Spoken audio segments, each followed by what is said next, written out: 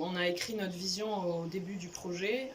On avait une charte déjà à la Maison Bleue qu'on a déclinée en fait pour le moulin. Elle est accessible sur notre site et en gros elle décline plusieurs valeurs cardinales du projet.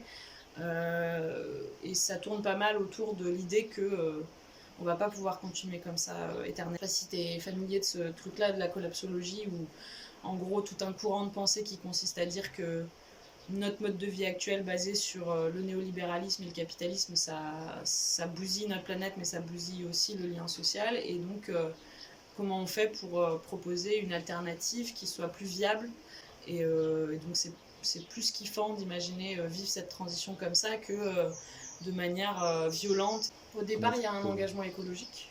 Ça, c'est vraiment le point de départ de tout.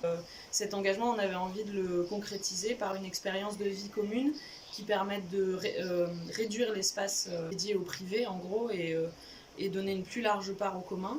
Ensemble, faire les courses pour tout le monde, avoir des espaces communs, avoir son petit jardin en commun, tout le monde anime un peu la communauté. C'était vraiment pour essayer d'avoir un mode de vie plus durable, réfléchir à notre consommation d'énergie, réinventer le vivre ensemble, être plus dans une dynamique collective, voilà, où on va mutualiser les savoirs, les compétences.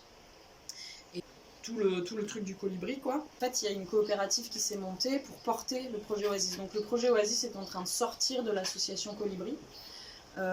Sous la forme d'une coopérative qui monte un fonds de dotation. Le premier frein, c'est l'accès au foncier, l'accès au bâti.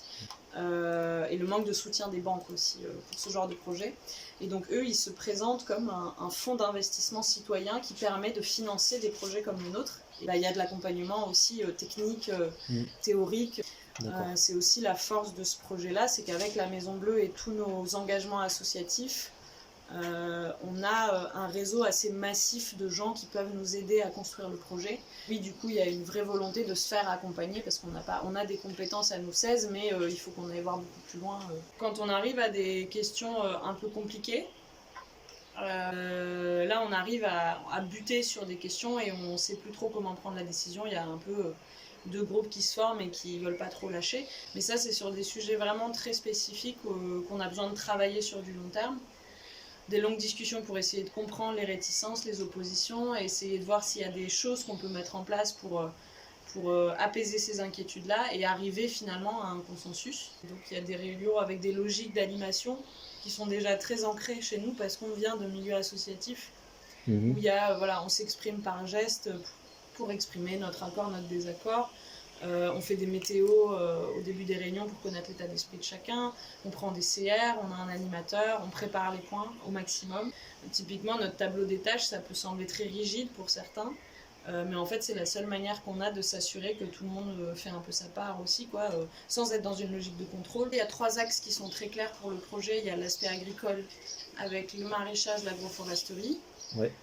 Qui sont gérés plus ou moins par des personnes qui ont envie de se convertir vers potentiellement un statut agricole. Il y a l'axe d'accueil de public, où là, ce serait pouvoir accueillir des gens pour leur montrer comment on vit et leur proposer des espaces pour travailler, pour faire des formations, des séminaires ou autres. Et il y a l'aspect énergie, où là, relancer la turbine du moulin. Et évidemment, il y a l'aspect habitat, mais qui est considéré un peu à part du coup.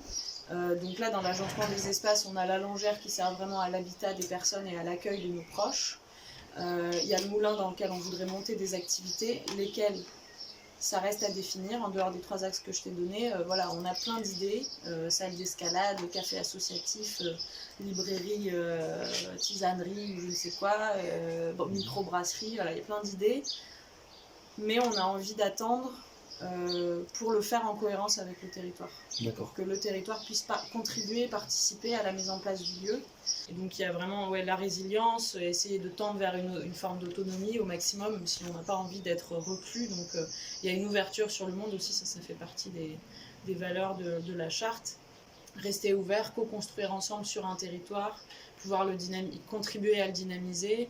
Il y a tout l'aspect solidarité aussi, essayer de s'ouvrir au maximum. On sait qu'on est 16 associés actuellement, 8 qui sont sûrs de venir habiter ici, et les 8 autres qui se donnent encore un peu de temps pour voir si c'est le lieu qu'il leur faut, si c'est... Mais sinon, à terme, on aimerait vraiment que l'ensemble des associés de la SCI soient impliqués et habitants du lieu.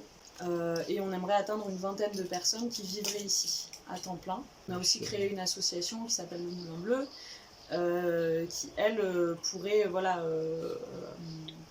avoir des membres qui soient, par exemple, nos voisins, qui seraient juste de passage une fois de temps en temps, qui s'impliqueraient sur des chantiers, sur des projets très spécifiques.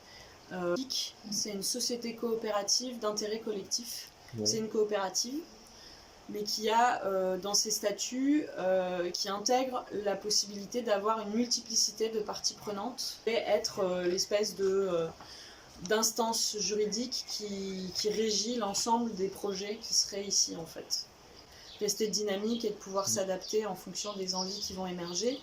On a déjà des habitations autonomes, c'est ça qui est super chouette aussi, c'est qu'on a 6 gîtes qui sont vraiment autonomes avec les chambres, les cuisines, les salles de bain, qui permettraient à des gens qui ont envie d'un peu plus d'intimité et de ne pas être tout le temps avec le groupe, d'avoir leurs espaces à eux. Il y a la question des habitats légers aussi. On a certaines personnes qui aimeraient bien avoir soit une tiny house, soit une yourte un peu au fond du terrain, mais là il y a des aspects de réglementation qui vont être compliqués à gérer parce qu'on sait qu'on a une commune qui n'est pas forcément favorable à ça. C'est important qu'il y ait quand même une masse critique qui soit pas... qu'on n'aille pas en dessous d'une certaine taille, parce qu'après là ça devient compliqué à gérer, le lieu est immense, donc il y a besoin d'énergie pour gérer tout ça.